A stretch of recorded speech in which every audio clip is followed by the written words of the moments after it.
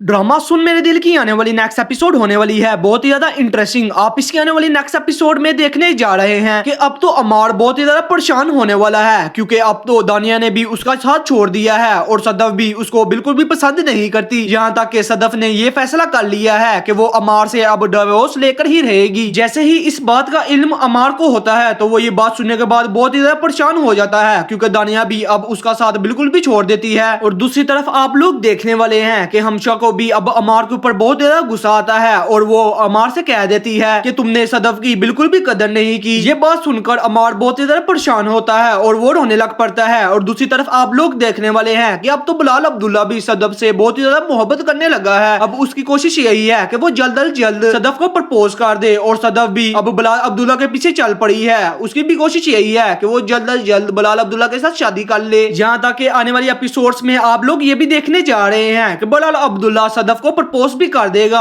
जिस पर सदफ उसका प्रपोजल एक्सेप्ट कर लेगी। जिसके बाद बिलाल अब्दुल्ला और सदफ शादी करने वाले हैं। जैसे इस बात का इल्म अमार को होगा तो वो बहुत ज्यादा पछताएगा और फिर उसे सदफ की कदर होगी। यहाँ तक कि सदफ अपनी फैमिली के साथ दूसरे शहर शिफ्ट हो जाएगी। अब दानिया भी अमार का साथ बिल्कुल भी नहीं देगी, जिसके बाद अमार बिल्कुल ही अकेला हो जाएगा, क्योंकि दानिया भी उसका साथ नहीं देगी।